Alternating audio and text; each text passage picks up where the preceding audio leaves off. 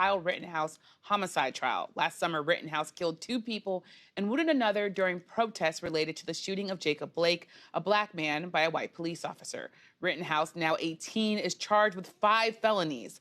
On Wednesday, Rittenhouse took the stand. He says he acted in self-defense. When he was asked to describe the moments before he shot the 3 men, Rittenhouse broke down into tears. There were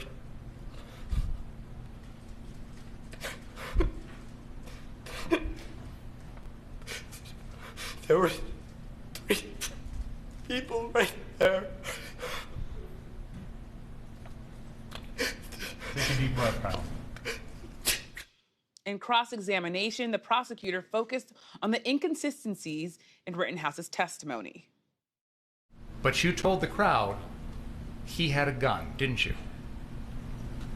That's what I said. And that wasn't true. Mr. Rosenbaum never had a gun, right? He didn't have a gun. Meanwhile, in Brunswick, Georgia, 3 white men are standing trial for the killing of Ahmaud Arbery, a black man. Craig and Travis McMichael are accused of chasing Arbery before their neighbor, William Brody Bryan, gunned him down. Arbery, a former high school football player, had been jogging in the area. This week, prosecutors laid out their case. Did Craig McMichael ever indicate to you at that time that he thought Ahmaud Arbery, the guy, had committed a crime that day? No, ma'am. Did he ever tell you, while you're talking to him, that he was attempting to make a citizen's arrest? No, ma'am. Video of Arbery's death sparked outrage across the country. The case prompted Georgia to pass its first hate crime laws and repeal a Civil War-era citizen's arrest law, which is key to the suspect's defense. Here's Benjamin Crump, a civil rights attorney working with the family of Ahmaud Arbery. This is a historical case, a landmark case that will be remembered a lot like the Emmett Till case, like the Trayvon Martin case, like the George Floyd case, right here in Brunswick, Georgia. But questions remain about why it took law enforcement months to arrest the suspects. And in both high-profile trials, civil rights activists are wondering why the juries in the cases ended up being mostly white, with the exception of a sole person of color. Joining me tonight to discuss these cases, Charlie DeMar, reporter for CBS News Chicago, Phillip Jackson, social justice reporter for Huff Post, and joining me at the table, Rachel Scott, congressional correspondent for ABC News. Thank you, all of you, for being here. Charlie, I want to start with you. You've been in the courthouse in the Rittenhouse case. You've heard from both sides of the prosecution and the defense. What are the main points that each side is making? And I wonder how those arguments have been landing in court.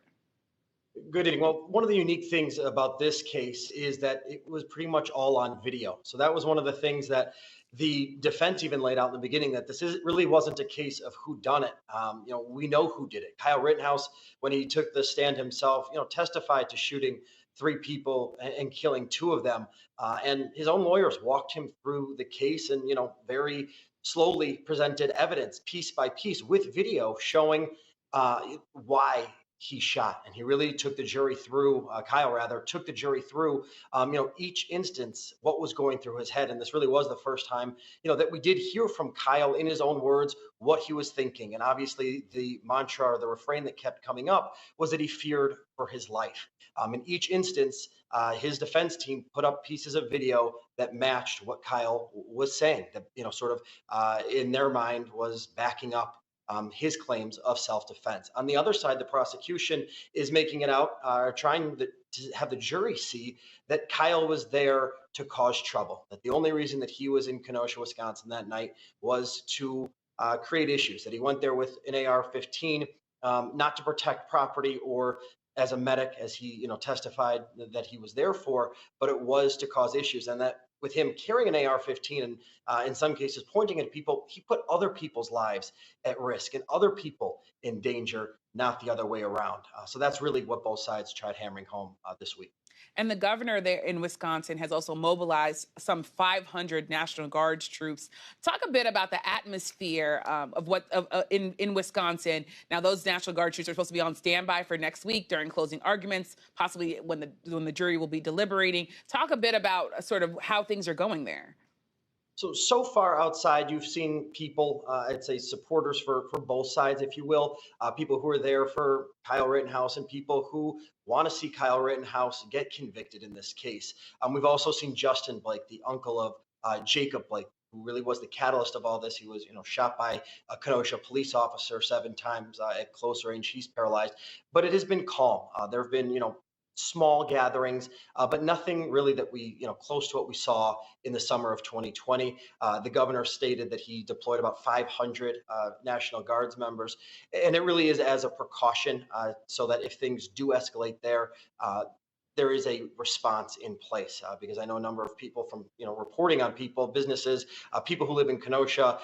The police really were outnumbered. They weren't able to respond when things did go south there. The fire department, they weren't able to respond to fires. So this really is, I think, also a way of assuring the public that there is a plan in place and it's not just going to be a reaction if things do escalate once the verdict comes next week. Yeah, just as a precaution, you say. I also want to talk about on Wednesday, Circuit Court Judge Bruce Schroeder sent the jury out of the courtroom and lectured the prosecution for questioning Rittenhouse about an incident that the judge chose not to admit as evidence.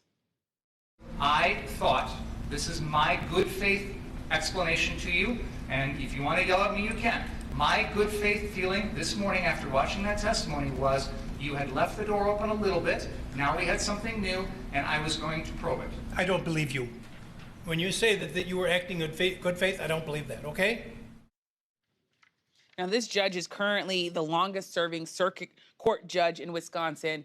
Charlie, I want to one more question to you. What's the sense that the judge may be playing for the public? Because, of course, he's an elected official. There were voters that saw this, but, of course, not the jury. But also, I'm sure maybe some experts are also pointing out that maybe this is the way that some judges act normally. What's your sense of things? Well, the clip you showed right there was one of at least 2 instances where Judge Schroeder, told the jury to leave and really reprimanded Assistant District Attorney Thomas Binger there. That time it was for going into a line of questioning that they had already ruled before the trial started that he couldn't get into. And legal experts that I spoke with, talked about that strategy and the defense even brought this up in the case when the jury wasn't in the courtroom that the prosecution may be seeing that the case isn't going in their favor, in their direction, that this may have been a strategy to, a kamikaze mission or try and get a redo to have the judge call a mistrial in this case. Again, there has not been a mistrial declared, but that's definitely one strategy that legal experts have pointed to, because you heard the judge saying, I don't believe you that this was an honest mistake. And then the second time, Binger, he brought up when he was questioning Kyle Rittenhouse on the stand, his right to plead the fifth, to not speak after being charged. And that was the first time where the judge really laid into Assistant District Attorney Binger. Yeah, I mean, these were definitely fireworks, Rachel. When you think about just sort of all of us, even in D.C., watching this case, former President Trump has tweeted sort of his support for Kyle Rittenhouse, or maybe rather expressed his support for Kyle Rittenhouse. I wonder what you just make of the politicization of this case, how it's being seen. No matter the outcome, it's going to be a big case that I think a lot of people in this country are going to be watching. Yeah, and the country is watching these 2 trials play out side by side, and 2 trials that significantly relied on video, watching these play out. I think the former president is going to have a very different response than, the current president. But I think a lot of this will central back to what policies are in place and what the Biden administration is also pushing forward. And I think with both of these cases, you have some people who would say there needs to be more when it comes to gun control in this country, and there needs to be more when it comes to criminal justice reform and police reform in this country as well. And I think those 2 will harken back, especially with questions for the Biden administration. Yeah. A lot of questions. And Phillip, I want to come to you because you're focusing on the trial of these men who have killed, who are accused of murdering Ahmaud Arbery, who did shoot him. I'm wondering, can you talk a little bit about sort of what you're hearing in court, what you're hearing, I should say, while you're watching this trial, and sort of what the significance of this case is, especially as it plays out during the Rittenhouse trial? Right. Well, the early stages of this case, we're in the first week of testimony, and from what we're seeing, the prosecutors are unloading a lot of evidence right now. They're speaking with a lot of police officers, and what we're seeing is that none of the neighbors, none of the cops have reported anything stolen from this construction site that the McMichaels, Gregory McMichael and Charles McMichael, were so concerned about, and what William Bryan, what the prosecutor Linda Dunikoski described as driveway decisions. decided to involve himself with. And I think what sticks out, particularly in this Ahmaud Arbery case, which is fairly obvious, especially coming from 2020, the year-long protests following George Floyd and Breonna Taylor, is that race is threaded through all out this case. You know, we're talking about a town, a rural town in Georgia, southern town. We're talking about a predominantly white jury with one black juror, and it's kind of obvious. It's hard to ignore what's going on in this case and kind of the things that are perpetuating from it. We had an attorney, for example, yesterday, Kevin Gall, for example. He spoke about the presence of black pastors and what influence or intimidation that might have on the jury.